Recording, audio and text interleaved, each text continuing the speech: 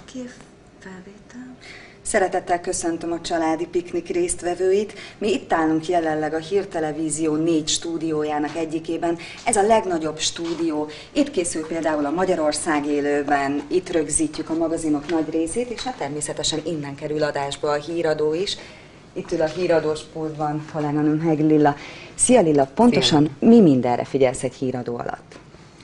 Hát az információk befutása nagyon fontos, hiszen ezt kell átadnom. Egy laptop van előttünk, mindegyik hírolvasó előtt, ezt léptetjük, ezt olvassuk, azon kívül, amit a nézők nem látnak, de mi őket nézzük, és közben látjuk a súgó, az olykor elromolhat, és akkor marad a laptop. Ez nagyon ritka eset.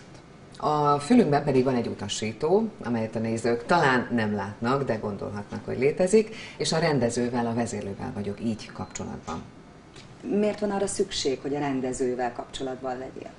Bármi helyzet adódhat híradó közben. Azon kívül, hogy megváltozhat a hír, tehát frissülhet. Azon kívül, hogy történhet bármi esemény, amelyről tényleg tudósítanunk kell, akkor az ő szava döntő. Mindent felülír, és amit ő utasít, az szerint kell.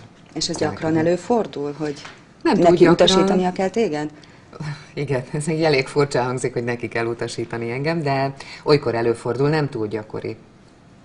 Hogy készülsz egy híradóra? Hát reggel a kávé vagy a narancsdzsúz mellé kell egy kis rádiós hír, tehát azzal indítunk, utána pedig újságok minden oldalról, minden színből információkat kell gyűjteni, és hogyha beérek ide a munkahelyemre, akkor pedig a már kész anyagokat elolvasom, és hozzá olvasok információkat. Tehát fontos a háttértudás. Feltétlenül szükséges. Miért pontosan?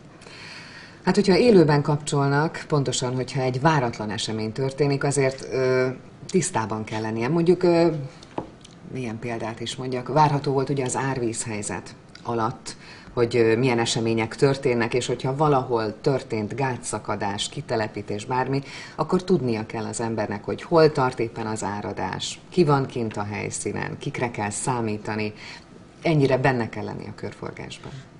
Az egyik kolléganőnk egyszer azt mondta, hogy amikor meghallja a főcímzenét, a híradó főcímzenét, automatikusan megköszörüli a torkát. Neked milyen érzés, amikor meghallod a főcímzenét? Van-e benned még bármiféle izgalom, feszültség? Hát talán, hogyha itt bent vagyunk a stúdióban, akkor ezért van egy alapfeszültség az emberben. Otthon igen, megköszörüli az ember a torkát. Igen, egyenesen ül, odafigyel, sőt, oda megyek, megnézem éppen ki van adásban. Ami még ezen kívül érdekes a főcímzene ügyében, hogy mióta a kislányom megszületett, és mondjuk most már 1 éve ennyire kommunikatív, hogy figyeli, és meghallja a főcímzenét, és már szalad a tévé elé, és persze, ha mellette ülök, akkor is engem keres. Mennyi idős a kislányom? Most 1,5 éves. Lilla, megteszed a kedvünkért, hogy megmutatod, hogy pontosan hogyan olvasol a súgógépről, és akkor én is megkérem a kollégákat, akik bent ülnek a vezérlőben, hogy tegyék meg, hogy elindítják a szöveget. Ezt látja tehát a hírolvasó élőadásban. Országszerte bányásznapi ünnepségeket tartanak a hétvégén. Pécsett 2 emlékművet is megkoszorúznak a település vezetői, illetve egykori bányász és civil szervezetek. A mecsekalljai városban a 80-as, 90-es évekig nem csak a szenet, de uránt is bányáztak, több ezer család megélhetését biztosítva.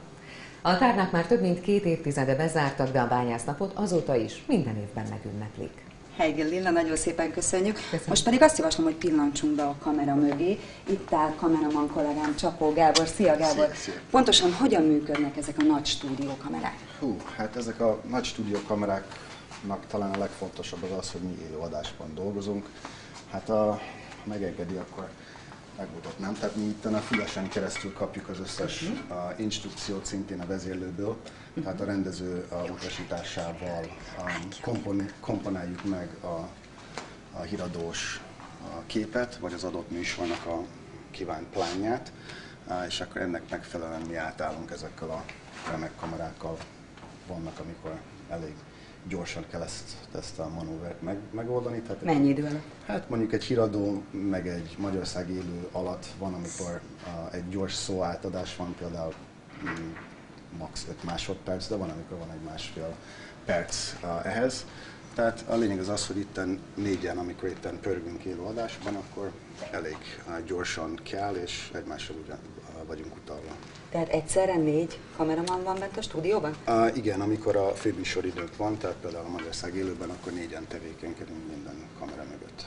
És mit lehet tudni ezekről a díszletekről, amikor Hát a díszletekről annyit kell tudni, hogy ezekkel a LED lámpákkal a plexi be van vonva egy fóliával, ami alkotja ezt a dizájnt, és ahogyan a fény megvilágítja, megjelenik, és ez alkotja például ez itt a lapszártás hátterünk.